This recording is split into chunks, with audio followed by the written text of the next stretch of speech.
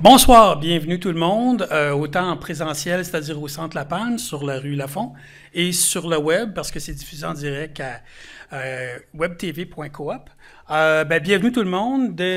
C'est la deuxième soirée d'échange avec les candidates qui se présentent aux élections municipales dans le quartier Rosemont. Donc, bienvenue tout le monde. On a fait Marie-Victorin, l'Est de Rosemont, jeudi dernier. Et ce soir, on fait deux districts électoraux, c'est-à-dire Étienne Desmarteaux et le vieux Rosemont. Donc, on est ici pour une bonne partie de la soirée. Fait que détendez-vous, il y a un petit peu de bouffe en arrière, il y a du café, des jus, etc. Et pour nos candidats et candidates, il y a de l'eau. Donc, coupure budgétaire. Donc, place à une soirée d'échange. Dans un premier temps, je voudrais remercier tous les candidats et candidates d'Étienne Desmarteaux d'avoir accepté l'invitation. Madame Alnéus de Projet Montréal, Monsieur Beauchamp de Transition Montréal, Monsieur Deloum de Ensemble Montréal, Madame Gauthier de Action Montréal, hein? Montréal est à la mode, et Madame Sabine Charles de Futur Montréal. Donc aujourd'hui, le Montréal se déplace dans Rosemont, particulièrement dans Étienne Desmarteaux, parce que c'est de ça dont on va parler ce soir particulièrement. Je me présente, Denis Leclerc, je suis directeur de la CDC de Rosemont, la Corporation de développement communautaire du quartier Rosemont, qui regroupe 45 organismes en développement social dans le territoire du quartier Rosemont. Et pourquoi on fait des soirées comme ça? C'est pas compliqué, c'est qu'on veut...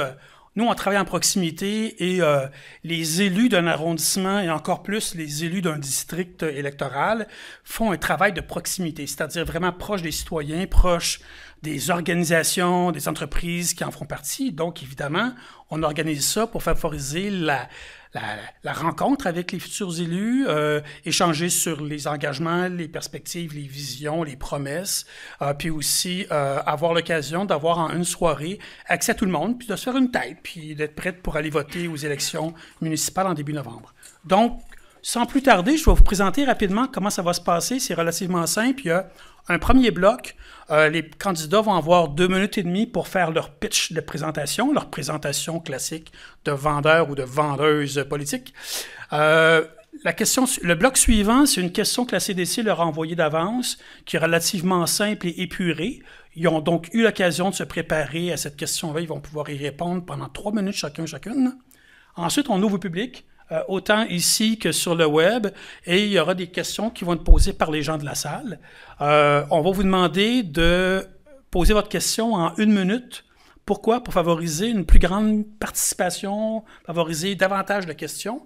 Et aux candidates, on vous demanderait de répondre en environ 1 minute et demie à peu près à la question qui est posée.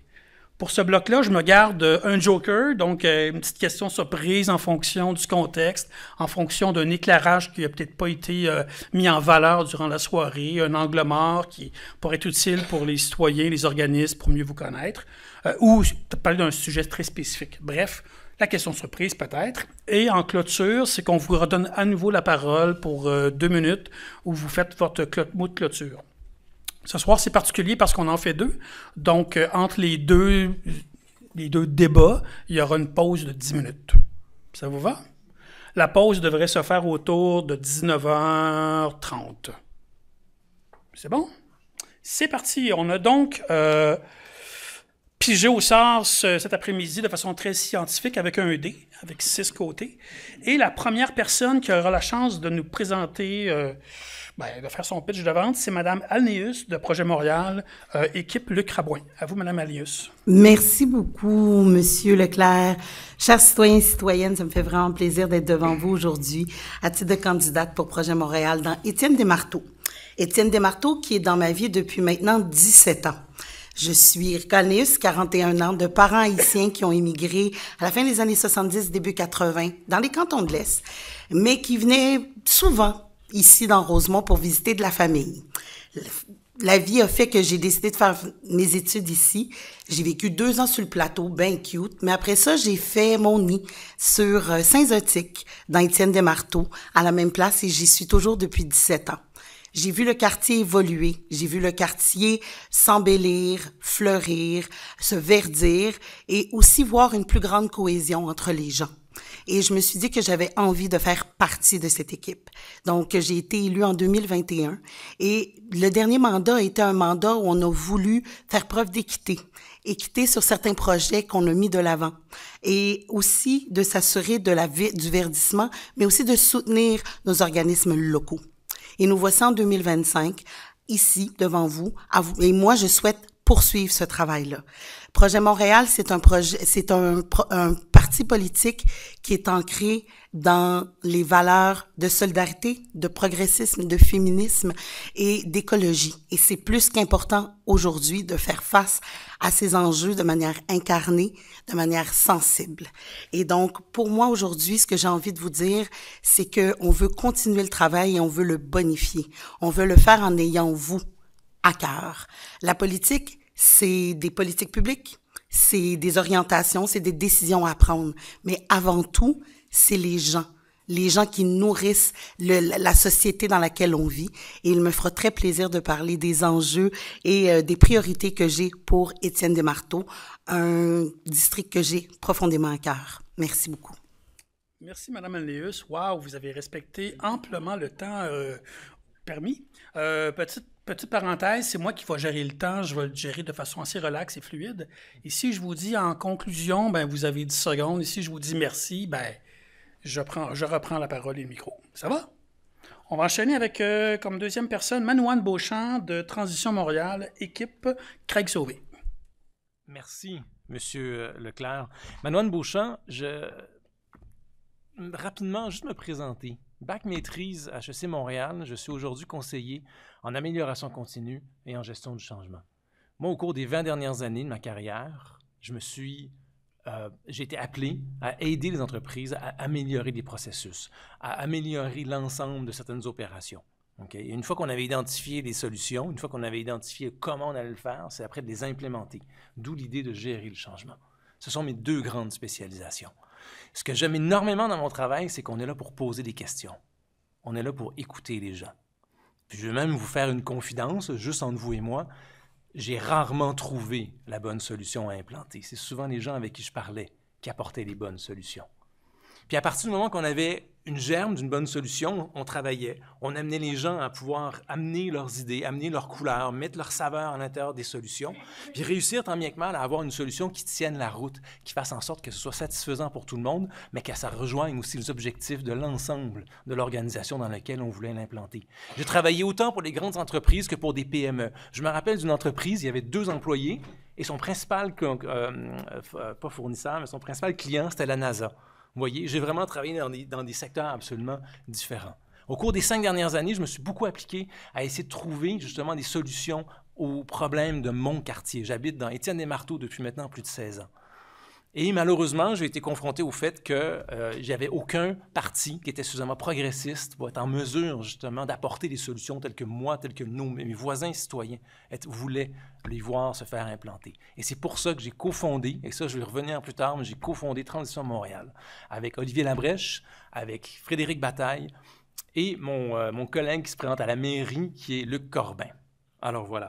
Ma principale volonté, c'est de créer des quartiers vivants. Non seulement, oui, il y a des quartiers de Rosemont qui sont vivants, mais il y en a aussi d'autres qui n'attendent qu'à éclore. Et ça, il faut les soutenir. Il faut soutenir ceux qui sont déjà vivants, mais soutenir aussi ces quartiers qui doivent émerger. D'accord? Des quartiers aussi inclusifs. On parle d'accessibilité universelle. Moi, je suis le premier à savoir c'est quoi les enjeux. Mon plus jeune enfant est en fauteuil roulant. D'accord? Donc, je sais c'est quoi les enjeux d'accessibilité universelle. Je vais favoriser les déplacements actifs, briser l'isolement, puis valoriser les rues commerciales et les commerçants de proximité. Merci. Merci, M. Beauchamp. On va enchaîner avec Mme Gauthier d'Action Montréal. OK. Moi, j'ai passé ma vie à Montréal. J'ai fait ma famille ici. Je suis allée à l'école ici. J'ai un baccalauréat en administration des affaires des HEC et un diplôme de la Polytechnique en cyber-enquête. J'ai travaillé à la BDC, gouvernement fédéral, Chambre de commerce, Ville de Montréal. Je comprends où est-ce que Montréal s'en va et je peux aider à raccrocher la chaîne de bicyclettes qui a visiblement débarqué. Les rues sont sales, les vidanges s'entassent, les rats prolifèrent, les taxes écrasent, l'itinérance s'étend sans aucune solution apportée, ça suffit. Action Montréal se distingue par son engagement à protéger la langue française, mais surtout, c'est le seul parti qui veut sortir du C40, une organisation mondiale à qui nous rendons des comptes et dont nous suivons la direction, ce qui nous empêche de prendre nos propres décisions et d'évoluer selon notre réalité. Le but ultime de cette organisation, c'est de faire des villes 15 minutes qui ont comme objectif, entre autres, d'interdire les produits laitiers, de permettre un maximum de 16 kg de viande annuellement, permettre l'achat de maximum 3 morceaux de linge par année, permettre un seul voyage aux 3 ans et surtout interdire la possession de véhicules privés, ce qui explique que les stationnements disparaissent une piste cyclable à la fois et que des chantiers fantômes congestionnent la ville partout. Alors, c'est en nous retirant du C40, excusez, ce qui explique que, ils veulent nuire à l'automobile, comme M. Ferrandez a bien dit. C'est donc une guerre à l'auto, et ce, indépendamment de l'opinion des Montréalais, ou même du fait que le PQ, d'ici 2030, avec le PQ, tout sera électrique. Donc, une ville inclusive, c'est bien, mais une ville intrusive, un peu moins. Personne n'a voté pour se faire dicter quoi manger et comment se déplacer. C'est en nous retirant du C40 que nous pourrons enfin nous préoccuper des intérêts municipaux au lieu d'internationaux. Alors, ce soir, en fait, il y a 2 partis. Il y a Action Montréal pour les Montréalais et tous les autres partis qui suivront les intérêts des mondialistes. Il faut aussi nous demander quel chef redonnera à Montréal ses lettres de noblesse et l'envie d'y faire le détour. Est-ce un maire issu du monde des affaires qui a fait des études commerciales, qui a eu des commerces, des employés à sa charge et qui est capable de lire, comprendre et faire un budget? Ou la même grosse équipe traditionnelle, sans compétences administratives distinctes, qui est subdivisée en 4 petites équipes suite à des chicanes internes. Il y a Transition, qui est née d'une chicane dans le projet, Futur, qui est né d'une chicane dans Ensemble Montréal, Ensemble, qui est l'ancien parti d'Union Montréal de Gérald Tremblay, parti de la corruption, qui a fait la commission Charbonneau et dont Soraya faisait partie. Et Soraya, avec son expérience en tourisme, compte faire plein de missions commerciales à l'étranger et tout mettre sur pause pendant 12 mois pour analyser la situation. On sait qu'elle favorisera les amis du parti, comme ça se fait depuis toujours. Et elle poursuivra l'idée des villes 15 minutes en rajoutant des pistes cyclables partout comme projet et toutes les autres, là, sans tenir compte de la vie des Montréalais. Merci. Merci, Mme Gauthier. On aura sûrement l'occasion de revenir sur différents sujets. J'enchaînerai avec Mme Sabine Charles de Futur Montréal. À vous. Bonsoir. Bonsoir. Merci. Écoutez, je suis nouvelle dans la game, comme on peut dire. Je représente Futur Montréal. C'est un nouveau parti. Ce parti a comme caractéristique que c'est pas seulement les personnes, québécois de souche, c'est tous les Québécois. On est tous Québécois qui vont vouloir voter. Moi, je compte sur les Québécois. C'est pas seulement Québécois de souche, c'est tous les Québécois. Alors, je suis une personne qui vit depuis 40 ans à Montréal.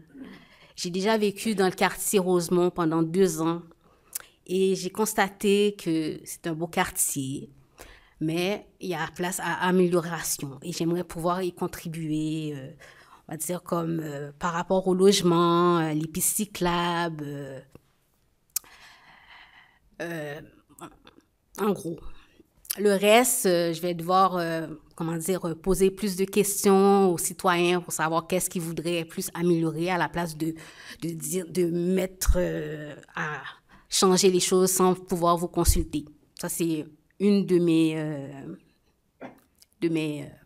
pas une de mes raisons, mais une de solutions que je voudrais apporter.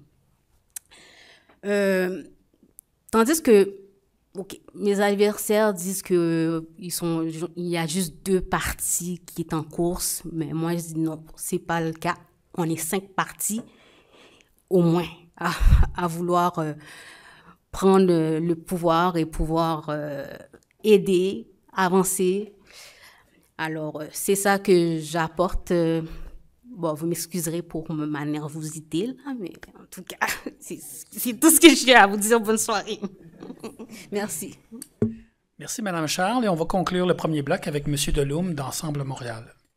Bonsoir à toutes et à tous. Merci beaucoup d'être présent ce soir. Merci, Denis, pour cette invitation qui nous permet de faire respirer les idées. Je trouve ça très important. Alors que je vais me présenter brièvement. Mon nom, c'est Rémi Deloum. Je suis père, je suis arrivé dans le quartier Rosemont, Étienne Desmarteaux, il y a 17 ans, donc immigrant venant de France, avec la grande envie de découvrir le Québec et l'envie de l'aimer et de pouvoir y contribuer.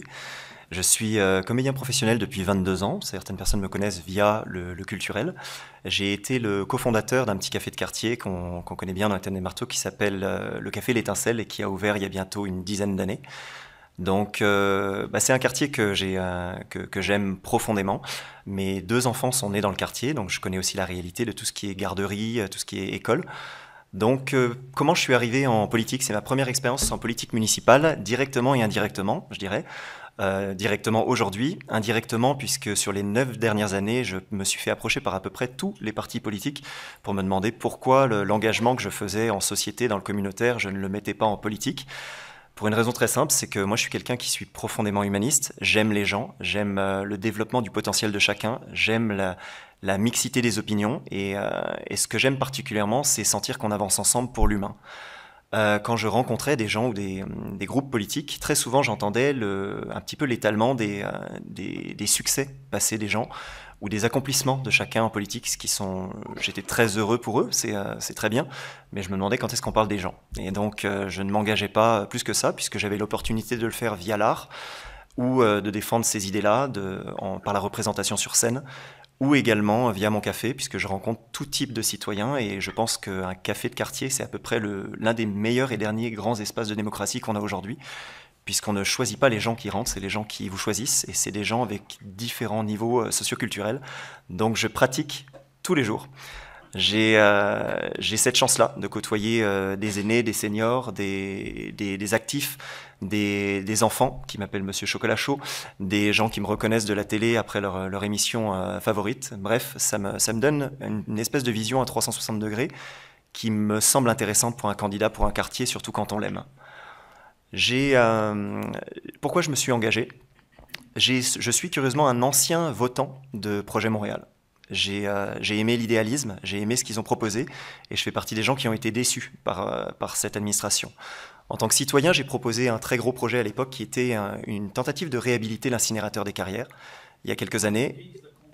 Et en guise de conclusion, ce projet a été confronté entre la distinction entre l'idéalisme et le manque de pragmatisme. Et je pense qu'on mérite beaucoup mieux aujourd'hui et j'ai beaucoup d'idées pour le quartier. Merci. On va enchaîner avec le bloc suivant, la question de la CDC. Donc, vous l'avez tous eu avant. Et à partir de maintenant, il n'y a plus d'ordre de prise de parole, c'est-à-dire vous vous lancez quand vous êtes prête. Et puis, si personne ose, je vais au hasard nommer un nom, puis vous devez vous plonger. Ça va? Question de rouler, puis de faire en sorte qu'on puisse répondre aussi à un maximum de questions de la salle. Donc, la question est relativement simple, mais hyper concrète. Et c'est là que les attentes sont. On veut du concret. Donc, pour Étienne Desmarteaux, c'est quoi votre grande priorité numéro 1? On va en ajouter une deuxième puis une troisième. Là. Donc, en fait, c'est une question en 2 volets. C'est quoi l'enjeu principal pour vous, selon vous, dans Étienne Desmarteaux? La deuxième, la troisième. Puis le deuxième volet de la question, puis oubliez-le pas dans votre réponse, parce que souvent, on s'étend longtemps sur la première, puis on n'a plus de temps pour la deuxième. Et la deuxième, c'est celle que tout le monde veut entendre, c'est concrètement, c'est quoi vos engagements? Qu'est-ce que vous allez faire concrètement, pas avec la plateforme de votre parti à la Ville-Centre, là, pour Étienne Desmarteaux? Ça va? Qui se lance? Ouh. Monsieur Beauchamp, allez-y. Je vais commencer par une anecdote. Tout le monde ici à table a dû le faire, c'est avoir 25 signatures pour présenter sa candidature. Moi, pour faire ça, j'ai commencé dans la ruelle de mon collègue Luc Corbin, entre la 6e et la 7e avenue, en Haute et dans durant le Festival des arts de ruelle. Vous connaissez? Rapidement, je vois des gens qui hochent à parfait. Eh bien, je me suis rapidement rendu compte que la première question que je devais poser, c'était pas « Voulez-vous signer? » C'était « Pouvez-vous voter à Montréal? » Il y a 1 personne sur 2 dans la ruelle, durant le Festival des arts de ruelle, qui provenait de l'extérieur de Montréal. J'ai parlé avec 4 personnes qui venaient de la Suisse, il y avait 3 personnes qui venaient du Vermont, il y avait des gens qui venaient de partout à travers Montréal pour un festival de ruelle. C'est absolument extraordinaire. J'ai découvert la richesse qu'on pouvait faire uniquement avec 2 ruelles comme ça, qui étaient vertes, où les citoyens s'étaient appropriés l'espace public. Malheureusement, il y a une disproportion. Il y a des ruelles qui sont extrêmement bien investies par leurs citoyens, il y en a d'autres où c'est juste mort. Il n'y a personne, il n'y a rien. Il faut absolument être en mesure de créer ce même genre d'espace de création et de culture vivant ailleurs que là où il existe déjà. Il faut soutenir évidemment tous les mouvements qui existent à l'heure actuelle, mais il faut aussi en créer d'autres, d'accord? On parle des arts de la scène. J'ai une parenthèse très humiliante à vous dire. Je suis le fils de Hélène Beauchamp, qui est la cofondatrice de la Maison Théâtre. La Maison Théâtre qui va revenir à Montréal, d'accord? J'ai grandi dans les coulisses de la Maison Théâtre, littéralement, d'accord? Je sais c'est quoi l'intérêt, la part extraordinaire que peut avoir le théâtre sur une personne vivante, j'en suis le produit, d'accord? Bref, voilà. Je sors un peu de mon script, je m'excuse. Donc oui, favoriser les arts de ruelle, favoriser. Il faut soutenir aussi les ruelles vertes qui malheureusement ont perdu l'étincelle qui était à l'origine de leur création. Luc et moi, on s'est retrouvés dans une ruelle, les citoyens nous ont dit, ben, les gens ont initié le projet, sont partis, ont déménagé, la vie les a amenés ailleurs. Il faut recréer cette étincelle-là. Il faut les soutenir, puis en même temps, il faut aussi en propager cette étincelle dans d'autres ruelles. Et finalement, favoriser les mobilités. Extrêmement important. Il y a 3 types de mobilité. On ne parle pas de la mobilité, mais les mobilités. La mobilité lente, celle quand Julie m'appelle en me disant « Ouf, viens marcher avec moi. Juste pour le plaisir de marcher, il faut que je me change les idées. Déambuler tranquillement. Hein? » On se rappelle, Jane Jacobs, elle a dit. Jane Jacobs, c'est celle qui a fait trébucher monsieur, comment il s'appelait? C'était Robert Moose, l'urbaniste, avec sa bicyclette. Elle a dit, le plus il y a de citoyens sur la rue, le plus de yeux qu'il y a sur la rue, le plus sécuritaire est un quartier. D'accord? C'est ça la mobilité lente. La mobilité active, avec, oui, des pistes cyclables qui sont utilisées par tout le monde. Moi, mon fils en fauteuil roulant, il adore les pistes cyclables. Il se sent en sécurité. Quand il arrive à un feu rouge, il attend qu'il y ait un groupe de cyclistes autour de lui et là, il peut traverser au feu vert en pleine sécurité. Puis finalement aussi, la mobilité assistée. J'ai une voiture, j'ai pas le choix avec mon fils, vous allez me dire, mais j'utilise la voiture. Et c'est pas pour autant qu'il faut bloquer à tout prix le développement de la mobilité active, la mobilité assistée. Il ne faut pas chercher à nuire au déplacement en voiture, il faut même chercher, à la limite, à venir faire en sorte d'inviter les gens derrière leur voiture, de s'arrêter et de promener. En conclusion, s'il vous plaît. Alors voilà, donc moi, je cherche à développer une vie de quartier active. Parfait. Et culturelle. Merci. Personne suivante qui veut se lancer? Excusez. Développer une vie de quartier, c'est le but rêvé pour tout le monde, mais c'est juste en sortant du C40 qu'on pourra enfin écouter les citoyens, prendre en considération leurs besoins spécifiques et augmenter dans chaque arrondissement, augmenter les services. On doit travailler ensemble avec tous les organismes communautaires, les tables citoyennes, les tables jeunesse pour adresser les grands enjeux. Il faut collaborer avec les programmes de prévention jeunesse, Parc Rosemont en action, Sport Montréal, Beaufaction pour favoriser l'inclusion sociale, soutenir les familles vulnérables, les jeunes et aider à briser l'isolement avec des activités comme les jardins collectifs, les cuisines collectives, les ateliers familiales qui seront soutenus.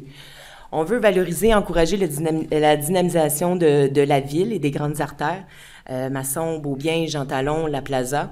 Et puis, et on veut encourager les efforts pour entretenir les espaces publics pour que ça soit propre et sécuritaire. Donc, on va continuer de développer des embellissements festifs et puis l'agriculture urbaine et puis les espaces publics et tous les espaces verts. Et on va aussi encourager le développement des activités communautaires pour tous les âges et surtout pour aider à la prévention de l'itinérance pour les jeunes à risque. Action Montréal, une priorité, c'est de développer des équipes sportives dans les centres communautaires pour justement sortir les jeunes de la rue, les occuper, pour pas qu'ils aient tendance à aller dans les gangs après l'école ou de se développer, là. Et puis qui s'engagent dans la communauté. Donc, aussi, améliorer le milieu de vie passe par la propreté et la sécurité, ouais. On va remettre de la vie dans les rues, dans les parcs, pour pas que ça soit désert et rendre les endroits très sécuritaires, avec des endroits bien éclairés, des rues, des ruelles pour une meilleure sécurité. On va aussi augmenter la collecte d'ordures, mettre des poubelles un petit peu plus à plus d'endroits pour assurer la propreté. Et aussi, il va y avoir des comités de lutte contre l'insalubrité, des campagnes d'information, de sensibilisation parce que vraiment, Rosemont, c'est... moi, je trouve que c'est le plus beau quartier de Montréal. Et puis, tous les alentours, là, en fait, ils ont d'autres problématiques, mais nous, faut qu'on garde ça vraiment agréable, propre et convivial. Donc, une saine gestion des finances aidera les résidents avec la diminution des frais de service aussi. Les vignettes, ils vont être plafonnés à maximum 50 $, les parcomètres 2 $ de l'heure, la taxe de bienvenue qui sera remboursée pour aider l'achat d'une propriété et pour que les gens restent dans le quartier, là, pour pas qu'ils désertent. Et aussi, on va permettre de financer d'autres projets sociaux, là, comme les développements des logements, et puis avec Bâtir Montréal et tous les, comme la Shopping Gus, là, continuer à développer pour un logement abordable pour tous, pour une vie agréable. Merci beaucoup, Mme Gauthier. Une personne suivante qui veut se lancer? Monsieur Delhomme, tiens. Écoutez, je trouve que la réalité de Rosemont, il y a une très très grande différence entre la réalité de la ville de Montréal et la réalité de Rosemont. C'est un quartier qui est très singulier, Rosemont. C'est un quartier qui est singulier dans le sens où il se distingue par rapport au reste de Montréal et de pas mal d'autres quartiers, pour les bonnes choses comme pour les mauvaises. C'est un quartier qui peut se distinguer par sa qualité de vie. C'est un quartier où beaucoup de gens à Montréal aspirent à vivre. C'est un quartier malheureusement aussi qui a vécu des activités de déneigement absolument catastrophiques l'hiver passé. On est rendu au mois de septembre, c'est une des premières appréhensions qu'on a actuellement quand on fait du porte-à-porte. Je pense que c'est l'un des pires déneigements de l'histoire des 10 dernières années. On a eu énormément de problèmes sociaux, de fractures, de gens qui m'ont approché.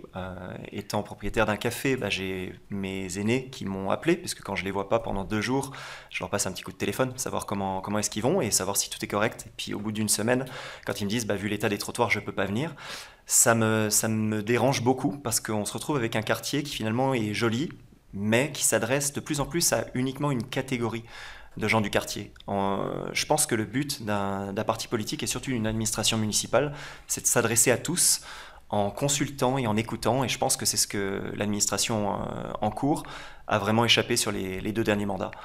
On a vraiment, on s'adresse vraiment que par le spectre du petit bout de la lorgnette pour essayer de faire avancer les projets, mais énormément de citoyens ne se sentent pas aujourd'hui rejoints ou considérés ou impliqués. Donc souvent, ce qu'on va entendre comme phrase, c'est que Projet Montréal va dire qu'ils ont un rêve, une vision. C'est super d'avoir un rêve, une vision, c'est nécessaire, on en a besoin pour avancer. Mais un rêve, ça s'impose pas. Un rêve, ça se construit, ça se co-construit. Donc je trouve que c'est très important de se le rappeler, parce qu'on n'est pas là pour imposer quoi que ce soit aux gens. On l'a vu sur tous les sujets, et c'est la polarisation avec tout ce qu'on retrouve en ce moment, que ce soit au niveau du vélo ou autre. On ne parle pas de mobilité, on parle de mobilité sélective, pas de mobilité inclusive. Je trouve ça très très important. Une mobilité inclusive, ça comprend l'ensemble des citoyens avec leurs réalités respectives. Aujourd'hui, la réalité, quand malheureusement Projet Montréal parle du vélo, qui est quelque chose de souhaitable et de fantastique, toute la mobilité est conçue autour du déplacement au vélo, et c'est les autres mobilités qui doivent s'adapter. Et je pense qu'à cause de ça, on perd énormément de gens et on ne tient pas compte de réalités économiques qui sont fondamentales. L'impact que ça a sur nos commerçants, sur notre centre-ville, c'est très difficile d'avoir une conversation facile en disant sincèrement dans quel état tu trouves qu'il est le centre-ville en ce moment, et d'avoir des gens qui répondent « moi je trouve que tout va bien ».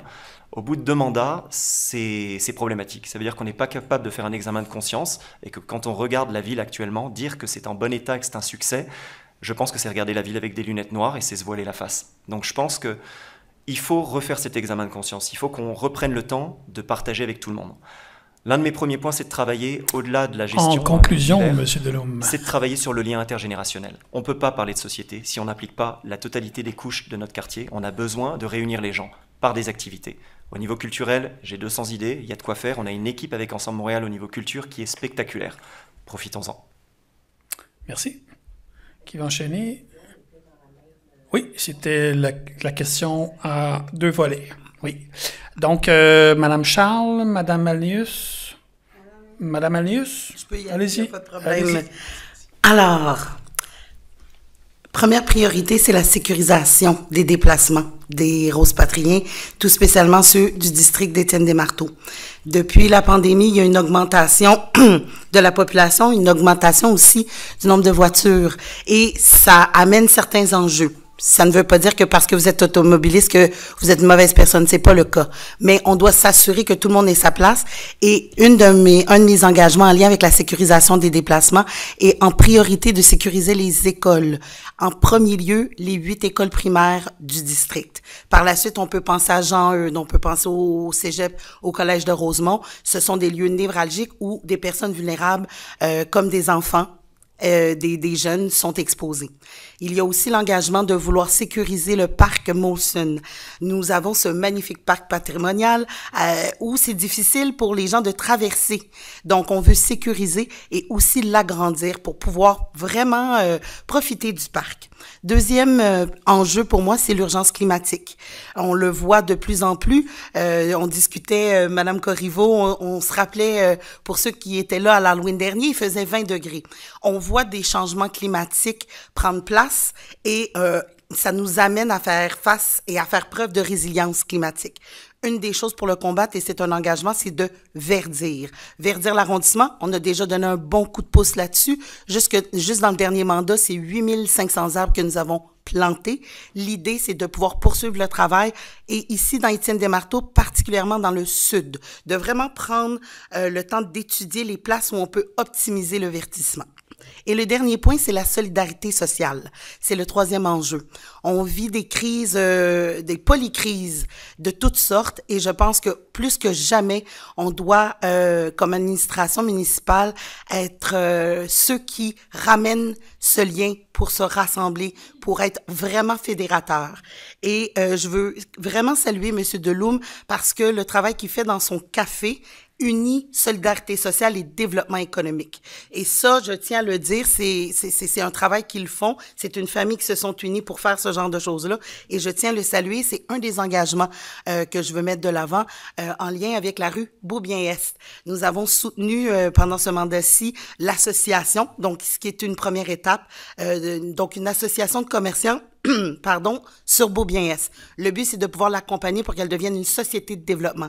Un peu dans l'esprit de pouvoir voir notre économie locale, et on le voit dans le contexte économique, il n'y a rien de mieux que de se soutenir et de soutenir notre économie locale, donc de pouvoir soutenir le développement d'une société de développement commercial. Et un dernier point, nous avons, pas très loin du bureau de l'arrondissement, un secteur qui s'appelle Espace Affaires Rosemont, qui est un lieu qui mérite d'être développé, et on pourrait le faire sur un côté culturel, offrir l'opportunité à des artistes de pouvoir développer des lieux de création, des lieux de diffusion, mais aussi attirer des compagnies ou des entreprises technologiques dans ce secteur-là. Donc, pour répondre à vos questions, les trois enjeux, sécurisation des déplacements pour des Rose-Patriens, urgence climatique et solidarité sociale. Merci. Et on va enchaîner avec Mme Charles. Bonsoir.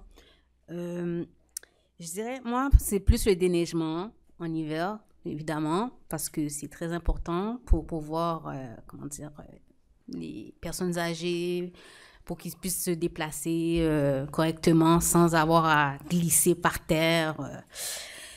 Le logement social pour les gens qui aimeraient ça s'établir dans l'arrondissement sans que ça pose problème parce que par rapport à leur budget.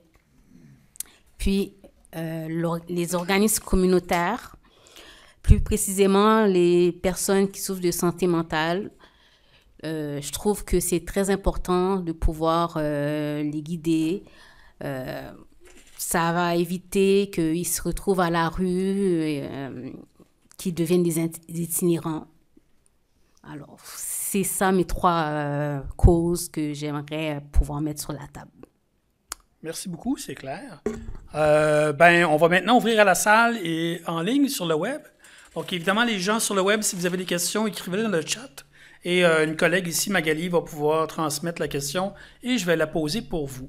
Dans la salle, si vous n'avez pas encore posé de questions, il y a Jessica à l'arrière et Nicole qui vont vous aider avec les papiers puis prendre des questions. Donc, on a reçu déjà des questions, donc on va piger. C'est le début de la pige. Le hasard. On va y aller avec un jaune ou un bleu? Ah oui, excusez, tu as raison, c'est même pas... C'est orange, c'est ça. La couleur de quel parti politique, ça, là? Orange?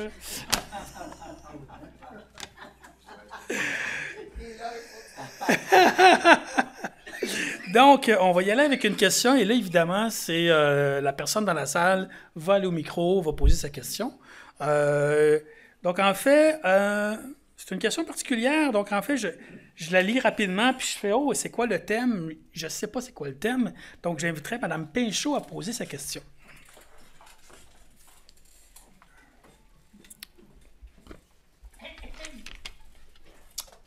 C'est une belle question, je trouve. J'en avais deux. C'est lesquelles? La priorité. Ah oui. OK. Vous venez de parler tous, là. Premièrement, moi, je veux vous féliciter pour avoir le courage de vous présenter. Tout à fait. Bravo. Ça, vraiment, là, on ne l'apprécie pas tout le temps à sa juste valeur. Maintenant, moi, tout ce que je veux savoir, je ne veux pas savoir ça dans 3 paragraphes ou 2 pages, là. Quelle est, pour chacun de vous, la priorité? OK? Parce que je vais laisser la place à d'autres pour parler. Alors, si, je ne sais pas qui veut commencer, là. Donc, on vous donne 1 minute et demie pour répondre. C'est quelle est la priorité? La priorité, là. Donc, allez-y, Mme Gauthier, lancez-vous. Oui, c'est parce que je n'avais pas terminé, mais ça l'embarque sur justement l'enchaînement. C'était ma priorité spécifique, c'était le logement abordable et la justice sociale. L'allègement de la bureaucratie. Nous, on veut faire un grand ménage dans les finances, 2/3 de la fonction publique qui vont partir. Donc, ça va dégager des financements pour débloquer les 600 logements sociaux en attente d'un permis ou refusés en raison des règlements urbanistes. On va financer à Montréal les 1800 HLM présentement vides et la construction de 150 000 logements abordables, dont 30 000 sociaux, qui augmentera le taux d'inoccupation des logements et favorisera de stabiliser les loyers. Et plus on va augmenter l'offre de logement, plus les prix vont diminuer finalement. Des détails comme abolir la règle 20-20-20 qui décourage les promoteurs immobiliers. Ça va accélérer la construction de nouveaux logements diversifiés. On a 80 terrains de la ville aussi qui servent à rien. Puis qu'on paye pour. Ça va favoriser l'accès à ces terrains. On va favoriser cet accès aux centres communautaires, dans le fond, aux organismes communautaires à des conditions avantageuses. On va promouvoir... parler aussi, là. Mme Pinchot, c'est moi qui vais gérer le temps. Fait que là, j'ai donné 1 minute et demie aux gens. J'ai donné 1 minute aux gens, fait que Mme Gauthier, il reste encore 15 secondes pour développer sur sa priorité. Dans le fond, on va aussi protéger les locataires des rénovictions injustifiées. Ils vont avoir accès à un inspecteur de la ville pour aller vérifier si c'est justifiable. Et puis, le processus des plaintes va être simplifié et tous les centres communautaires vont être appuyés pour aider les gens. Merci, Mme Gauthier. Qui enchaîne? Monsieur Delhomme. Merci pour votre question. C'est vrai que c'est très important de commencer par quelque chose. Il y a beaucoup de choses qu'on a tous envie de traiter, mais je pense qu'en fait, aucun projet de société, quel qu'il soit, peut démarrer si on ne se parle pas, si on ne se rencontre pas. Donc je pense que mon choix à moi, ce serait de commencer par le développement d'activités qui favorisent la mise en relation intergénérationnelle. Je pense que si on va avoir une vision de quartier, il faut qu'on soit capable, à tous les niveaux, de pouvoir se parler. Ça ne sert à rien de dire « le quartier veut ça », à partir du moment où on a les 2/3 des gens qui ne se sentent pas concernés. Donc je pense qu'il faut qu'on reprenne ce temps-là. Je pense que c'est quelque chose, je pense que la rencontre, c'est ce qui fait qu'on est humain. Et si on part pas de cette base-là, il n'y a rien qui peut se construire. Tout le reste, c'est un projet sans humain, ça, à mon sens, ça n'a aucun intérêt. On n'est pas des techniques, on peut utiliser de l'intelligence artificielle à tout va, qui va être très prometteur et très aidante dans beaucoup de choses. Mais à la base, on partage ce petit bout de terre pendant 70, 80, 100 ans. Qu'est-ce qu'on veut faire? Ce qui reste à la fin, c'est qu'est-ce qu'on a partagé, qui j'ai aimé, pour qui j'ai compté. Donc je pense que si on revient sur ça, il faut revenir à l'essentiel, au cœur de ça. C'est ce que je suis, c'est ça que je propose, et c'est par ça que je veux commencer. Il n'y a pas une journée que je démarre, quelle que soit l'activité que je fais, que ce soit dans le culturel, dans le café ou au quotidien quand je pose mon fils à l'école, sans que je me dise quelle différence je vais pouvoir faire humainement aujourd'hui. Ce serait ça mon point de départ. Merci, M. Delhomme. Personne suivante, M. Beauchamp.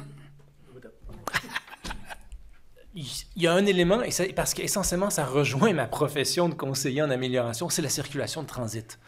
À l'heure actuelle, en Rosemont, il est possible de traverser l'arrondissement d'est en ouest, du nord au sud, sans aucune entrave à la circulation. La circulation de transit, c'est lorsqu'un véhicule part à l'extérieur de l'arrondissement pour aller à un point qui est à l'extérieur aussi de l'arrondissement. Je m'excuse, je vais pas mettre ma main dans ton visage. Et malheureusement, ce que ça fait, ça crée énormément de circulation à l'interne. Ça crée la pollution sonore, la pollution visuelle, la pollution par la poussière. La présence de ces véhicules-là fait en sorte que les plus vulnérables ne peuvent pas sortir dans la rue. On parle ici de briser l'isolement. Première des choses, il faut que les gens puissent au moins se sentir confortables à marcher sur leur trottoir. À Rosemont, ce n'est pas possible. La rue Haute, la rue d'Endurant, la rue Chabot, plus proche de chez moi, la rue des Carrières. La rue des Carrières, on a entre 5 000 et 9 000 véhicules par jour. Et ça, depuis plus de 10 ans, facilement. D'accord? Le problème a été exaspéré suite à... Exacerbé, merci. Je suis exaspéré par le problème. À cause qu'il y a eu une mise à sens unique par la rue Bellechasse, ce qui était une bonne chose à faire, mais il y a une vision d'ensemble qui a été largement ratée à ce niveau-là. Donc, la circulation de transit, ça empêche donc les plus vulnérables, les enfants, entre autres, de marcher jusqu'à leur école, première des choses. Pourquoi ça rejoint? Moi, en amélioration continue, c'est très simple. On va faire des améliorations graduelles. On ne va pas faire un plan, one size fits all, on veut tout implanter ça, c'est fini, merci, bonsoir. Non, c'est une amélioration. On essaye. Ça bloque, madame? Vous avez dit merci? Bien, merci beaucoup, monsieur Beauchamp. On enchaîne avec madame Charles. Changement pour la circulation ou les signalisations pour certaines parties du quartier. Ça permettrait de renforcer la sécurité pour les citoyens. Vous avez demandé à ce que une priorité ou deux priorités? La raison pour laquelle vous vous lancez en politique. OK. Oui, c'est ça, en gros, là, mais j'ai d'autres priorités, mais vous en voulez juste une. je vais arrêter là. Parfait. Merci, Mme Charles. Mme Malnius? Oui. Je vais me permettre de répondre à votre question en deux volets, si je peux être un peu coquine. J'en ai parlé un peu plus tôt au niveau du district. Pour moi, c'est la sécurisation des déplacements des personnes, plus particulièrement les personnes les plus vulnérables. On peut penser aux enfants, on peut penser aux personnes âgées. Pour moi, ça, c'est ma priorité numéro 1. Au niveau de la ville, pour moi, la priorité, c'est le logement. C'est extrêmement interrelié à des enjeux de vulnérabilité que l'on vit, tant ici que partout à Montréal et au Québec. Donc, pour moi, la priorité, c'est le logement. Et c'est un engagement que notre chef, M. Rabouin, a pris, que sa priorité numéro 1, c'est de traiter l'enjeu du logement. Merci. On va enchaîner avec une autre question. Une question de quelqu'un de la salle qui a quitté pour un débat dans Petite Patrie. Mais il y avait une question quand même pour vous, chers candidats, candidates. Donc, en fait, la thématique de sa question, je vais la mettre en premier, là, c'est comme des espaces de bureaux publics ou des bureaux partagés publics. Donc, en fait, sa question, son commentaire, son préambule, c'est « La ville, l'arrondissement offre une aide financière aux organismes locataires. Malheureusement, c'est 500 $ qui vont directement dans les poches des propriétaires d'édifices. Est-ce que l'arrondissement pourrait offrir des espaces de bureaux publics ou des bureaux partagés publics? Alternativement, est-ce que l'arrondissement pourrait aider les OBNL à devenir propriétaires de leurs locaux? Donc, la notion, c'est qu'on est dans les espaces de bureaux publics et les bureaux partagés publics. Qui se lance? Qui a une position là-dessus, Mme Malnius? Lancer. Allez-y. Je trouve l'idée pas bête. Je pense que le travail en arrondissement serait un petit peu plus compliqué. C'est peut-être une idée qui pourrait se faire en ville-centre aussi, mais je trouve que l'idée n'est aucunement saugrenue. Je veux aussi cependant mettre de l'avant une proposition que l'on a dans notre plateforme de parti, qui est d'abolir, on l'a déjà fait lors du mandat, c'est d'abolir la taxe pour les OBNL propriétaires, puis on veut aller plus loin pour les OBNL qui sont locataires. Donc, c'est une façon aussi de de pouvoir donner un petit coup de pouce. Je l'ai vu particulièrement en culture. Pour certaines institutions, c'est énormément de sous qu'ils ont pu sauver de cette façon-là. Mais je pense qu'on est très ouvert à des idées comme ça. Qui sait s'il n'y a pas des choses ou de la mutualisation qui pourraient être faites. Donc, je salue ce cher citoyen qui a soulevé l'idée. Qui sait, en tout cas, c'est bien entendu et j'en prends note. Parfait, merci. Qui veut commenter ou répondre? Madame Charles, oui? Ben, moi, je trouve que c'est une bonne idée. Les deux peuvent s'appliquer. Ils peuvent être propriétaires ou bien aider à être propriétaires. Il n'y a pas de problème là-dessus. Parfait. Monsieur Beauchamp? Oui, c'est une excellente proposition, une excellente suggestion. Lundi dernier, Craig Sauvé a annoncé la politique de Transition Montréal en ce qui a trait la politique du logement. Et un des éléments phares, c'était de créer le Bâtir Montréal, qui est une société paramunicipale, dont l'objectif serait de construire mieux et plus vite et moins cher. Et entre autres, ça serait justement de favoriser les OBNL à ce rythme-là. Il n'y a pas que les personnes d'âge d'or ou les retraités qui vivent l'isolement. Des fois, les travailleurs qui se retrouvent chez eux vivent de l'isolement. Il n'y a rien de mieux que de créer des espaces collaboratifs pour le briser. Parfait, merci. Monsieur Delhomme, Madame Gauthier, commentaire? Je vais y aller rapidement. C'est la première fois que j'entends ce que ça pouvait être un défi haut, donc je trouve ça super intéressant, parce que comme quoi on voit vraiment pas tout en porte-à-porte. Oui, en soi, c'est super de lever l'idée. Après, est-ce que c'est pas quelque chose qui est déjà fonctionnel via les espaces de travail type coworking? Est-ce que ça peut s'adapter? Ce que je sais, c'est qu'avec Ensemble Montréal, on a pour point de départ de soutenir en fait les initiatives citoyennes et locales, et également de travailler en étroite collaboration et en écoute avec tous nos organismes communautaires. Donc, si ça vient de cette base-là, a priori, il n'y a pas de problème pour soutenir ce genre d'initiative. Donc, je pense que je peux répondre pour l'ensemble du parti assez facilement que c'est complètement le genre d'initiative qui pourrait être soutenue, ouais, complètement. Parfait. Merci. Madame Gauthier?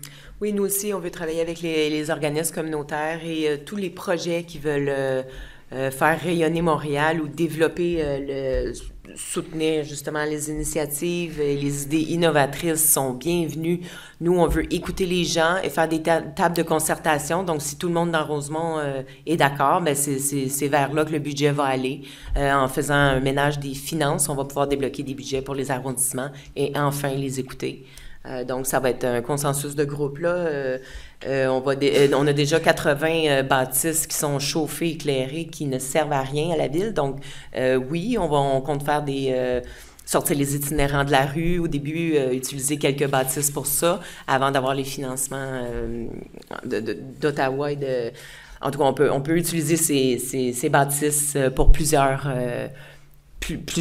choses qui feront le consensus des besoins distincts de chaque quartier, là, en fait.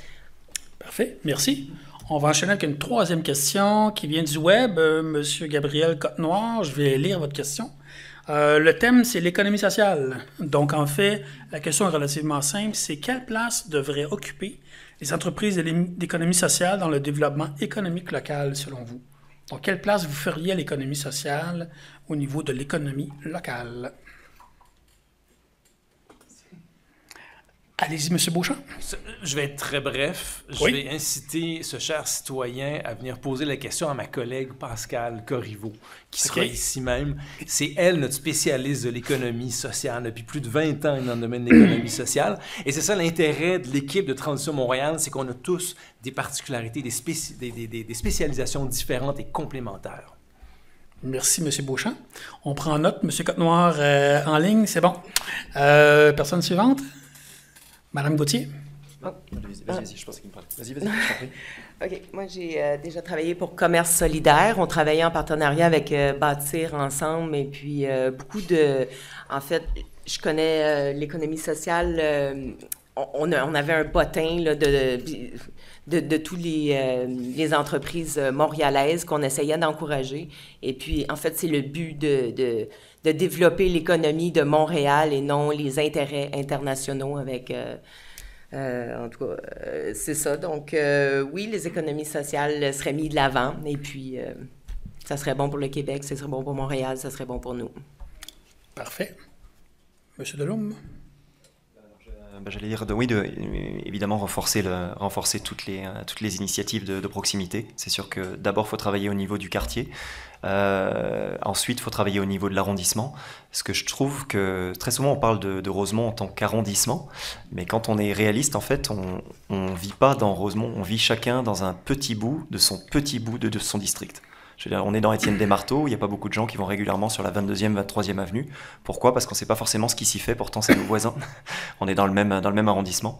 Donc moi je souhaite développer clairement des partenariats locaux avec tous les commerçants locaux. Je suis un des commerçants de l'association de Beaubien-Est que je connais très bien. Je connais donc très bien également les défis et les enjeux.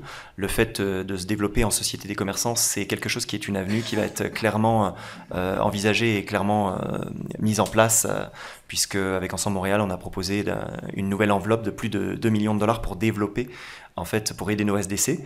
Donc on a vraiment des belles possibilités et le but c'est de tisser un lien interdistrict en fait.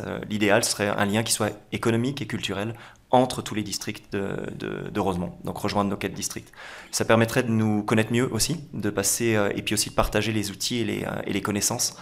Parce que si on a des outils qui sont utilisés par exemple dans Marie-Victorin ou des manques, on peut très bien communiquer avec Anne Thoiry qui se présente dans le quartier dans Marie-Victorin, puis lui dire moi j'ai pas cette problématique dans Étienne-des-Marteaux. On peut mutualiser nos forces et nos ressources pour dire cette problématique-là je l'ai pas, as-tu essayé ça? Et on peut partager directement sur place. Donc oui, pour le social, Soraya a annoncé récemment qu'elle voulait donner davantage d'autonomie aux arrondissements.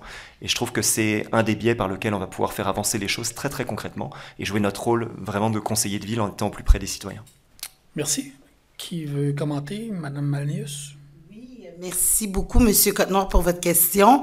Peu de gens le savent, ou peut-être que c'est peu récent, mais on a une belle entreprise qui est très connue dans Étienne-des-Marteaux, qui est une entreprise d'économie sociale, qui est le Cinéma Beaubien, qui roule déjà sa bosse depuis presque 25 ans. Ils vont célébrer leur 25e anniversaire en 2026. Puis c'est un excellent modèle d'entreprise d'économie sociale qui a su aussi avoir tissé ce lien-là avec les citoyens. C'est ça aussi la force, c'est qu'il y a quand même une compréhension très accrue dans le contexte des entreprises d'économie sociale avec le milieu. Donc, et un autre point, c'est que Projet Montréal, dans sa plateforme, veut aller de l'avant avec une politique d'économie sociale.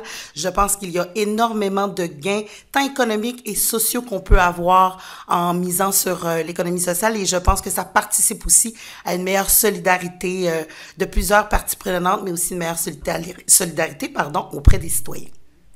Merci. Madame Charles? Merci. En parlant du cinéma Beaubien, il y a 8 ans, j'ai projeté mon film là, un de mes films, juste à titre informatif. Alors,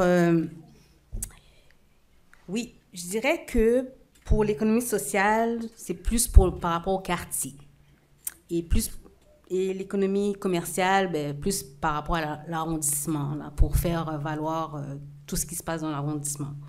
Puis, c'est un fait que c'est une bonne chose qu'on puisse communiquer à travers les autres quartiers, Marie-Victorin, Étienne-des-Marteaux, et c'est ça. C'est ce que j'ai à dire. Merci. Parfait, merci. On va enchaîner avec une question à 1 milliard et plus. Hein? La question de la soirée, c'est pas à 10 piastres, c'est pas à 100 piastres, c'est à coup de milliard. OK? Tous les partis politiques sont favorables au logement social. Hein? La crise du logement, on veut du logement social. On veut même aussi du logement abordable. Mais la notion de logement social, c'est aussi pour des personnes en situation de vulnérabilité plus grande, etc. Donc, d'où devrait venir l'argent? Je pense pas que c'est la ville qui elle-même tout seul peut se payer ça. Hein? Donc, en fait, la CAQ ne veut plus rien savoir. Le fédéral subventionne le logement privé. Comment allez-vous réussir à trouver les millions et les milliards nécessaires pour les logements sociaux qui manquent dans le quartier? Donc, en fait, vous faites des beaux engagements, des belles promesses, là, mais là, sérieusement, là, selon vous, l'argent devrait venir d'où? Et qu'est-ce que vous allez faire pour l'avoir, cet argent-là? Qui ose se lancer? Allez-y, M. Deloum. Oui, super, excusez.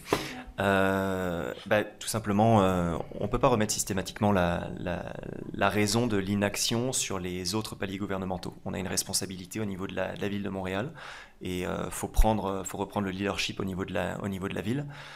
Ça passe tout simplement par une gestion plus saine des finances. Et une gestion plus saine des finances, ça passe par prioriser les choix qu'on souhaite faire. On l'a vu, en ce moment, on a priorisé principalement tout ce qui était lié à la mobilité type vélo. On a vu les dépenses qui ont été engagées, qui ont été colossales. C'est un choix qui est discutable. Est-ce que c'est le bon choix? Est-ce qu'on peut voir ça comme un succès? Il y a du développement du réseau cyclable, c'est parfait. Mais on ne peut pas parler d'un succès quand le développement d'une mobilité se fait au détriment d'autres mobilités. Donc, si je comprends bien, vous coupez dans le budget mobilité pour le mettre dans le logement social. Dans le budget mobilité, dans la manière, est-ce que c'est nécessaire de continuer du développement avant de faire une analyse précise? Forcément, déjà, il faut faire un état des lieux. On a besoin de faire une analyse des finances. Deuxième chose, il y a En 15 secondes, monsieur Deneau. Alors, Projet Montréal a embauché plus de 3000 personnes à la ville, principalement des cols blancs et des gens au niveau de la direction, dans des hauts salaires, plutôt que prioriser du choix de proximité aux citoyens. On a pas mal de choix et Projet Montréal va supprimer 1000 postes, principalement par attrition qui veut dire non-renouvellement et non par congédiement. Donc c'est déjà pas mal de coupes qui sont possibles et qui permettent de répartir les budgets. Merci. Personne suivante? Monsieur Beauchamp? Oui, en tant que diplômé d'HEC Montréal, bac maîtrise, je sais que l'argent, il faut aller le chercher là où il est. La loi 39 qui a été votée par la CAQ tout récemment nous permet de majorer le niveau de taxation qu'il est possible d'aller chercher sur certaines résidences. Autrement dit, on peut, à Transition Montréal, le projet est très simple, c'est de viser les maisons unifamiliales de plus de 3,5 millions. Là, je vous parle au registre foncier, là, pas la valeur de revente, d'accord? Donc, les maisons unifamiliales de 3,5 millions et d'augmenter le niveau de taxation. On a fait un calcul très rapide. On pourrait facilement aller chercher plus de 20 millions de dollars et on voulait essentiellement le mettre pour combattre l'itinérance. C'est comme ça qu'on va chercher, on va taxer les maisons des ultra-riches. Donc, 20 millions de dollars par année? Par année. Donc, 100 millions sur 80 millions pour 4 ans? Okay. 80, exactement, oui. Okay. 4 fois 8, ça fait combien d'unités de logement, ça? Ça fait combien d'unités de logement social? Ça fait combien d'unités de logement social? Ça serait difficile pour moi de faire une mathématique aussi simple que ça. Il y a beaucoup, malheureusement, d'infrastructures à mettre en place. Bon, là, je pose des questions là, pour vous faire stresser un peu. Qui ose se lancer? Madame Gauthier, attention, allez-y. Parce que moi, je trouve ça drôle que vous avez appelé ça la question à 1 milliard de dollars, parce que c'est en fait le montant qui manque dans le budget. On ne sait pas où est-ce qu'il est parti le milliard. Il y a 1 milliard qui manque et puis le budget est très mal géré.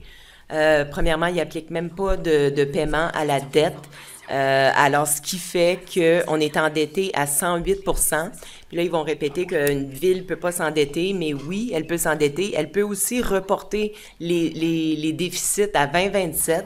Puis attachez votre truc en 2027, ils vont monter tous les taxes qu'ils vont pouvoir parce que le fardeau de la dette augmente en n'appliquant pas les dettes. Je veux dire, les taxes augmentent.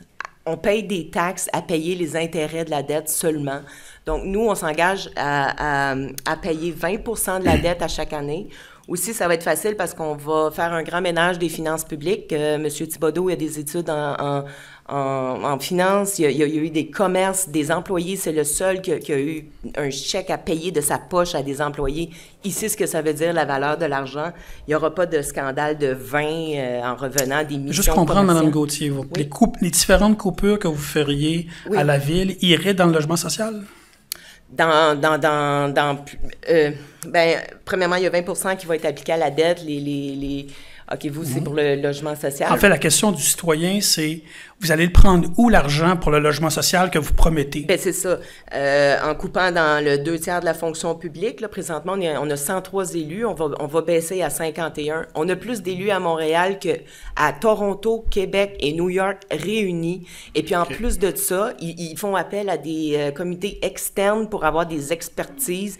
En plus de ça, il y a des hauts fonctionnaires qui sont payés à vraiment, excusez-moi, mais rien faire. Les missions commerciales pour le C40... En conclusion, Mme Gauthier? Les missions commerciales pour le C40, ça va aller dans les poches des gens, des vrais Montréalais, de ceux qui en ont besoin. Parfait.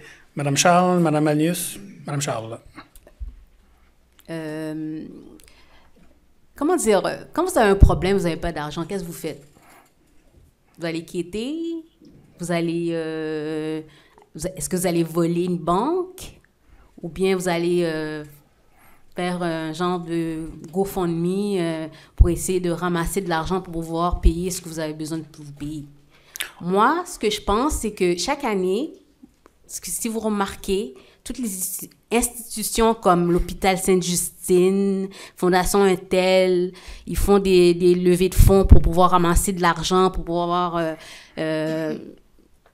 avoir l'équipement nécessaire pour pouvoir avancer. Moi, je pense que c'est la même chose qu'on devrait faire pour la ville de Montréal. C'est mon opinion. Parfait. Merci. Madame Alius? Oui. Parlons logement. Puis j'entendais les commentaires de M. Deloum. Je veux le rassurer aussi sur que oui, on a une sensibilité à la mobilité, ce qui permet aussi non pas de toucher les cyclistes, mais aussi les piétons qui sont souvent des personnes vulnérables. Donc ces aménagements-là aussi amènent une plus grande sécurité auprès de d'autres usagers en déplacement. Mais je veux aussi rappeler qu'en 2017, il n'y avait pas à la ville de services d'habitation. Donc, nous, ça a été une priorité jour 1 quand l'administration Projet Montréal est arrivée à l'hôtel de ville. Il n'y avait pas non plus de service de stratégie immobilière qui permet de faire les droits de préemption. Il n'y avait rien de ça. Donc, l'habitation est quelque chose qui nous tient fortement à cœur et, comme je le disais plus tôt, est intimement lié à des enjeux de vulnérabilité. Pour répondre à votre question, des choses qu'on veut faire pour trouver ces belles scènes pour être capable de faire ça. Je me permets de dire que c'est un travail qui doit se faire en équipe. Je pense qu'on doit continuer à sensibiliser les autres paliers de gouvernement sur leurs responsabilités par rapport à ça. Ça ne veut pas dire que charité bien ordonnée ne commence pas par soi-même. Soyons clairs là-dessus. Une des choses que l'on met de l'avant, c'est d'avoir un fonds de 2 millions de dollars de garantie pour les OBNL en habitation, ce qui vise principalement et très souvent les logements sociaux. On veut aussi faire le fonds Bâtissons Montréal, qui est un fonds d'obligation municipale, ce qui permet aux gens qui veulent soutenir le développement de logements de pouvoir le faire, autant abordable que social. On veut aussi prendre le temps de taxer les logements locaux, les logements vacants. On peut pas se permettre d'avoir autant de gens qui sont dans des situations de crise. Et je tiens à le dire, on a des Rose-Patriens, des Rose-Patriennes ici qui vivent dans leur voiture et des gens qui vont travailler tous les matins et c'est dans leur voiture qu'ils dorment. Donc, pour nous, c'est une priorité et pour trouver ces sous-là, c'est oui, d'investir dans un fonds pour soutenir ces projets-là, de pouvoir inviter les citoyens et citoyennes à se procurer des obligations municipales en habitation, puis de taxer les locaux vacants. Tout le monde a le droit d'avoir un toit sur sa tête. Merci. On va enchaîner avec une question rapide. Votre position sur, rapidement, en 1 minute et demie, votre position sur les enjeux de sécurité urbaine. Certains parlent de sécurité, les caméras corporelles, la police. Donc, votre regard là-dessus, c'est quoi?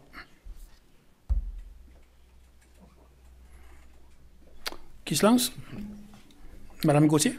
Moi, je suis prête. C'est qu'on est rendu à peu près à 10 000 itinérants. On a été parti de 3 000 là, il y a quelques années avec les centres d'injection supervisés près des écoles, ce qui est une très bonne idée. Là.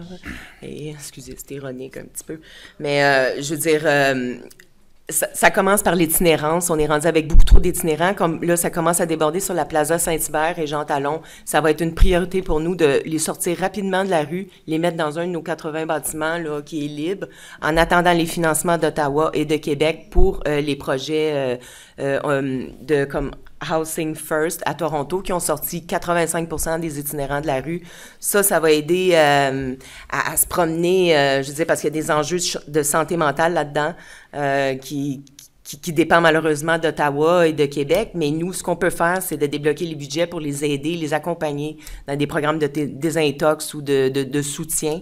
Et puis, donc, c'est ça, juste de...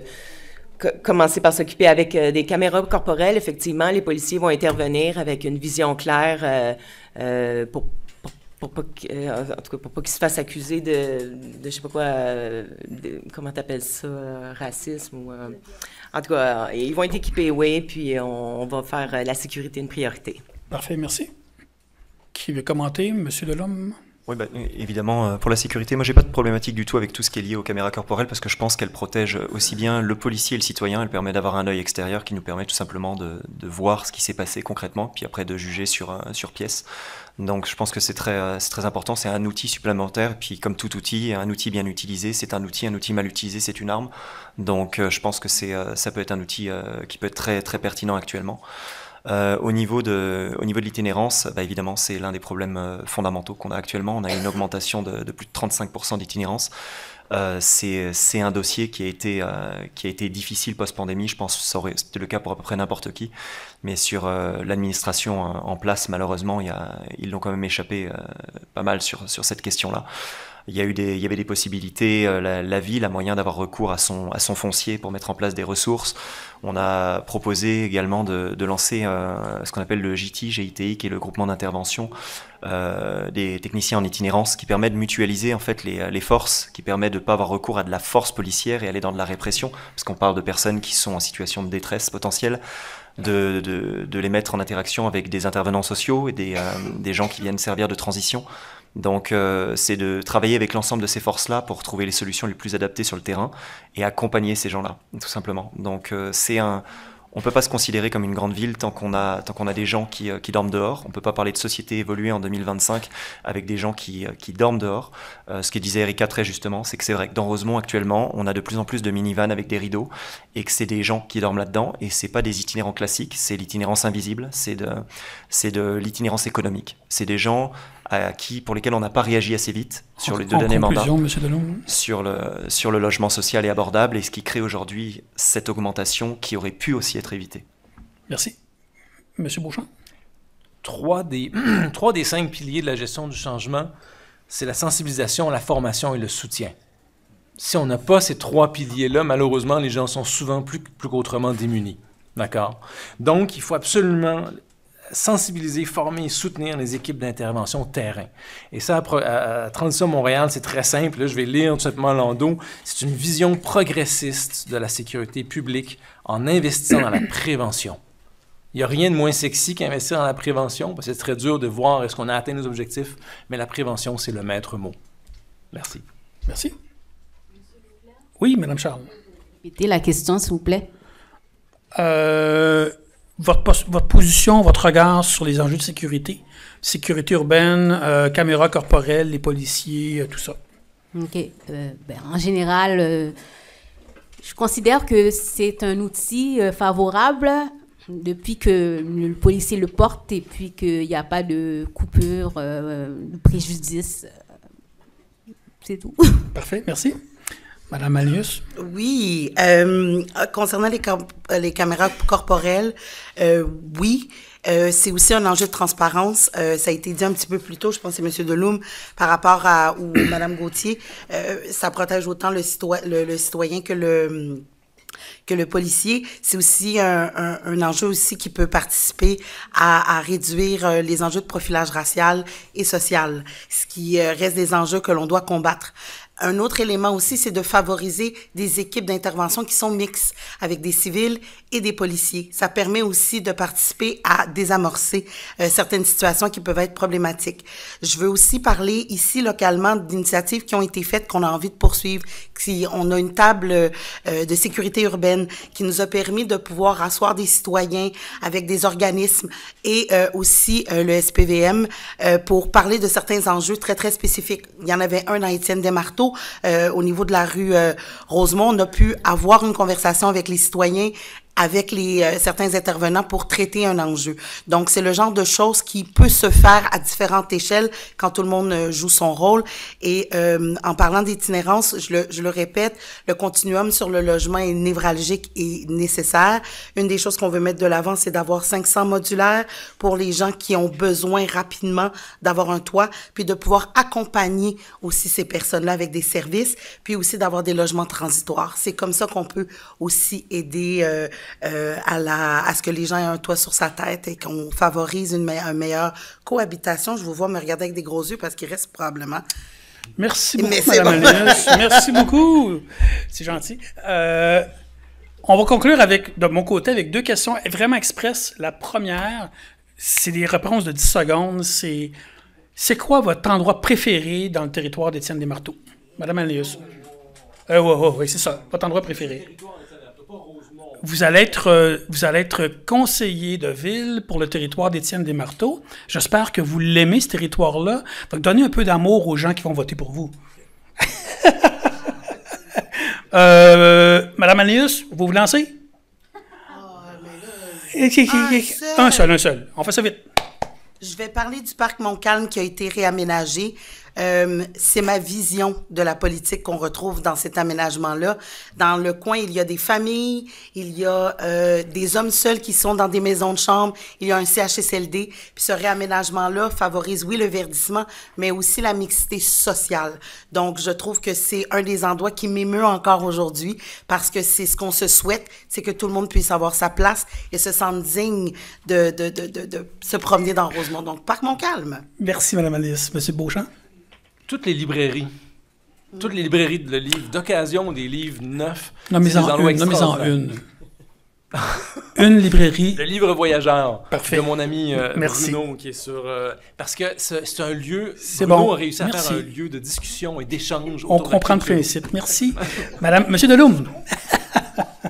Moi, ça va être le parc Molson parce qu'il est proche, évidemment, de plein d'endroits qui regroupe plein d'endroits de ma vie. En fait, mon premier fils a eu ses premiers rires dans les petites balançoires là-bas. Et à chaque étape, ça m'a accompagné. Donc, c'est ce qui m'a fait aimer mon quartier, ce qui m'a fait aimer le Québec et qui fait partie de mes très beaux souvenirs. Puis en grandissant, c'est là où je vais lire, c'est là où je vais penser, c'est là où je vais écrire. C'est là où je vais me décompresser après un film pour essayer de me dire à quoi j'ai assisté. Donc je trouve que c'est un beau lieu de rassemblement. Et puis quand je parlais d'intergénérationnel, je trouve que c'est un lieu qui favorise ça. Et plus les activités culturelles qui ont été faites et qui sont en devenir à ce moment. Merci, M. Delhomme. Madame Gauthier? Ben, ça doit être là qu'on s'est vu, parce que moi aussi, le parc Molson, le patin, je trouve ça merveilleux avec la musique l'hiver, le ping-pong l'été, le cinéma, c'est dynamique. Moi, j'adore la rue Beaubien. Mais là, je vais y aller avec la rue Masson. Moi, j'adore les commerces, tous les... c'est rendu la nouvelle Sainte-Catherine, on dirait, de Montréal. Là. Tout est là, on peut tout trouver, puis dynamiser les rues. Mais je retiens le parc Molson, le parc Beaubien. Oui, en venant de la promenade Masson, là, le parc Molson. Parfait. Madame Charles? Ben, je voulais dire aussi le parc Molson, mais ça a été dit, alors je vais dire la Plaza Saint-Hubert. La Plaza Saint-Hubert? Non, dans Étienne Desmarteaux, c'est le parc Molson. Ah bon. Et dernière question en conclusion de mes questions. Ensuite, il y aura votre mot de clôture. Je vous lance une question. Vous avez le choix de... En fait, je vous lance 2 questions. Vous en choisissez une des 2 et vous répondez dans une phrase courte. OK? Attachez votre sucre. Vous êtes élu le 2 novembre. OK?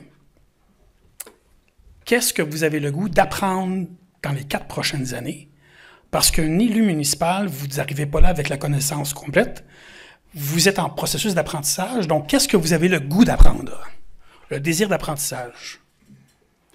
L'autre choix de question, c'est, en une phrase toujours, comment vous aimeriez que les personnes synthétisent ce que vous êtes comme conseiller municipal un an après votre élection?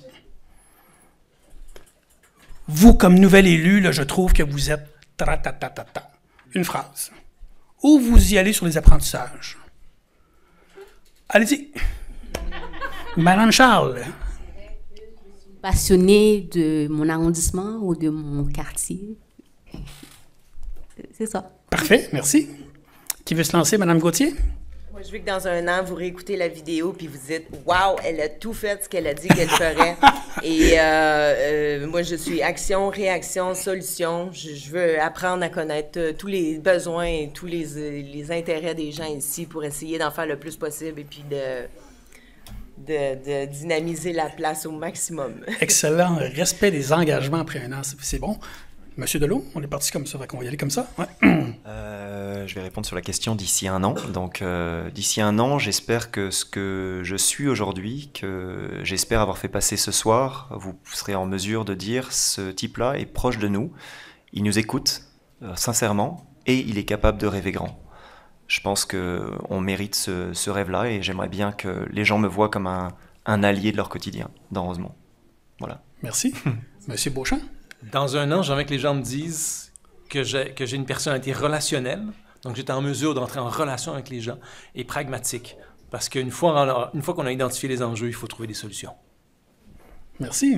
Madame Alice? Je vais me risquer de répondre à votre première question sur ce que j'aurais envie d'approfondir. Oui. Ce que j'aurais envie d'approfondir, c'est tous les mécanismes de participation citoyenne. Comment on s'assure de pouvoir impliquer les gens. Je fais de la politique principalement parce que je suis appelée au service public. Je suis appelée à faire de la politique par amour pour les gens. Et je pense qu'on est rendu à un point où la participation citoyenne est un beau lieu d'émulation pour construire le Rosemont de demain. Donc, approfondir la participation citoyenne. Merci, Mme Alice, et merci à tout le monde de s'être prêté à ce jeu-là. Donc, on va conclure avec votre mot de conclusion. 2 minutes chacun maximum pour conclure la soirée. Donc, on va commencer avec Mme Charles. Bonsoir à tous. J'espère que vous avez passé une bonne soirée et on a su répondre à toutes vos questions, principalement moi. Bon, ça fait bien du rire, là. Alors, moi, je vous dis rendez-vous au 26 octobre par anticipation et au 2 novembre. Alors, je vous remercie de m'avoir reçu. Merci. On va enchaîner avec M. Beauchamp. Il y a de ça presque un an, Olivier Labrèche, Frédéric Bataille, Luc Corbin et moi-même, on a fondé Transition Montréal. Aujourd'hui, on a une équipe extraordinaire. Luc Corbin à la mairie, Pascal Corriveau dans le Vieux-Rosemont qui sera à vous dans quelques instants, Étienne Pelletier, Simon Dubois dans Saint-Édouard et moi-même dans Étienne Desmarteaux. On a une extraordinaire équipe de gens compétents, aux expertises complémentaires. Peut-être que Craig Sauvé ne gagnera pas la mairie, c'est vrai, peut-être. Mais pour l'arrondissement, je vous offre l'opportunité, donnez-vous la chance de voter pour une équipe qui sera là pour vous. Votez Transition Montréal. Merci. Merci. Madame Gauthier? Montréal a perdu les pédales et son statut de métropole internationale, et c'est juste en sortant du C40 qu'on reprendra le contrôle de notre vie et de notre ville et qu'on pourra enfin écouter et servir les citoyens au lieu de se servir d'eux pour les lubies mondialistes. Au lieu de dépenser pour des pistes cyclables sous-utilisées et des missions commerciales en Europe pour le C40, comme tous les autres partis, investissons dans les vrais besoins d'une ville, soit de réparer les routes, les aqueducs fuyants, les égouts qui sont bloqués, les ordures, on va les ramasser à chaque semaine et les trottoirs seront déneigés rapidement.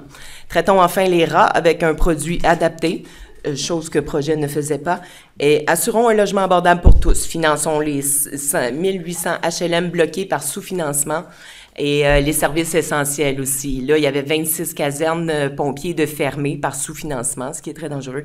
Diminuons la bureaucratie, faisons un grand ménage dans les finances qui va nous permettre de diminuer les taxes, les vignettes, les parcomètres et rembourser les taxes de bienvenue pour encourager les acheteurs résidentiels. On va redonner les contrats à la ville au lieu des contrats externes. On va sortir les personnes en situation d'itinérance de la rue au lieu de toujours les déplacer et de les ignorer. La mobilité est surtout primordiale pour une métropole. On doit pouvoir entrer et sortir d'un centre-ville rapidement. Sinon, les gens vont ailleurs et puis les commerces vont s'en aller aussi. Alors, donc, tous les blocages de rue seront réévalués, les pistes cyclables, les rues piétonnes permanentes, les manifestations improvisées, les prières de rue, les sens uniques, les virages à gauche, tous les détours. Les chantiers fantômes seront une horreur du passé. On va coordonner les travaux avec de l'IA, un chantier à la fois avec des travailleurs 24 heures sur 24. On va faire des stationnements 2 étages souterrains. Le métro va s'étendre vers l'est. La marina La Chine rouvrira pour faire vibrer nos berges et un centre de ski sur le Mont-Royal redonnera l'éclat à nos hivers. Le chemin Camille-Lien-Houde va rester ouvert pour la fluidité et le boulevard Cavendish Nord-Sud sera relié pour désenclaver l'Ouest. Tous les festivals F1 et les projets qui vont faire rayonner Montréal seront appuyés. On va redevenir la capitale du cinéma, du développement informatique. On va remettre une fontaine au Parc La Fontaine et rallumer l'espoir de la grandeur de notre métropole. On doit être fiers de notre ville et de notre langue commune, le français qui est notre langue commune, qui doit être revalorisé et protégé. Action Montréal est la seule action parti qui s'engage à faire respecter le français à Montréal. Merci, Mme Gauthier. Tout un programme, c'est bon. Madame, excusez, Excusez-moi, Monsieur Delhomme. Oui.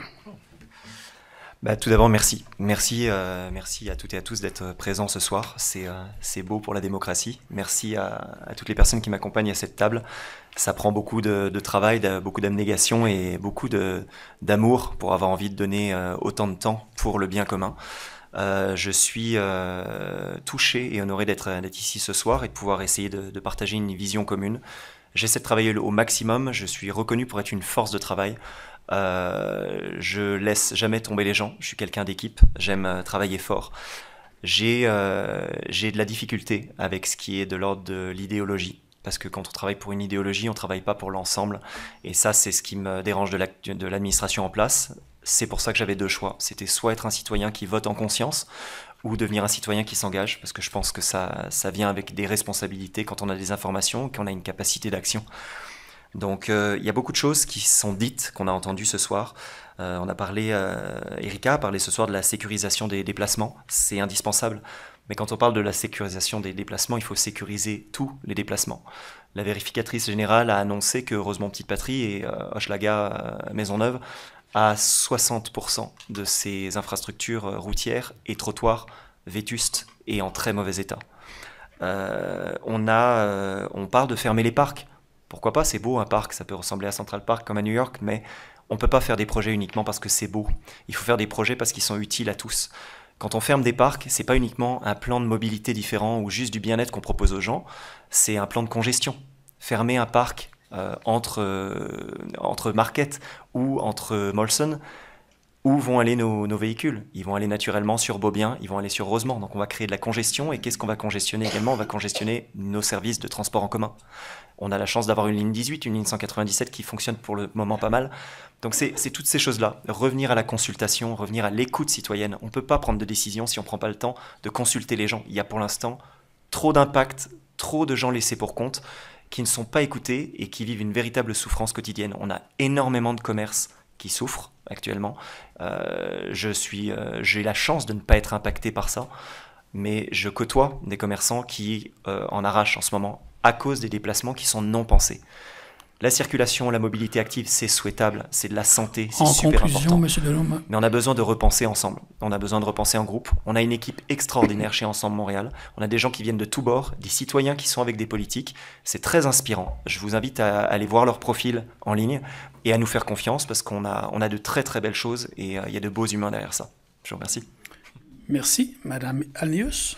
Merci beaucoup. Je vais me joindre à Monsieur Delhomme pour vous remercier de votre présence et remercier aussi les candidats qui sont devant vous. La politique est une profession de foi et je pense que c'est aussi un renouvellement de nos vœux face à la démocratie. Donc, je tiens à vous saluer et à vous saluer d'être présent avec nous. Vous m'auriez dit que j'aurais fait de la politique, j'aurais ri de vous. Vraiment, j'aurais ri. Mais il y a eu un appel au municipal de cette proximité à avoir avec les gens. Et pour moi, Projet Montréal est le véhicule pour la suite des choses. Parce qu'on a un mot en commun pour nous qui est important, c'est le mot collectif. Contrairement à ce qu'on peut bien dire, nous venons de tout acabit, une équipe riche, qui est sincère, avec le cœur énorme, qui n'a qu'une chose, le mot collectif. Plus que jamais, il nous faut remettre ce mot-là au milieu de nos décisions. Et pas juste pour le collectif d'aujourd'hui, mais pour le collectif de tous ceux qui viendront après nous. Les défis sont énormes, mais on est une équipe qui est expérimentée, qui est renouvelée, qui a envie de vouloir servir, parce que ce travail-là est une question qui nous demande de faire preuve d'abnégation à un certain point, mais aussi d'amour pour plus grand que soi. Donc, je vous invite le 26 octobre et le 2 novembre à renouveler et à soutenir Projet Montréal. Merci beaucoup. Merci, Mme Alnius. Ceci met fin à la partie de l'échange avec le district, les candidats du district d'Étienne Desmarteaux. Dans ce premier temps, merci à vous tous et toutes de vous être prêtés à l'exercice. La démocratie vivante à Montréal, ça fait du bien de voir des démocraties vivantes en Amérique du Nord. Fait qu'on vous salue. Bravo pour le courage de vous présenter. Puis bon courage pour la course folle que vous avez à faire jusqu'au 2 novembre. C'est ça.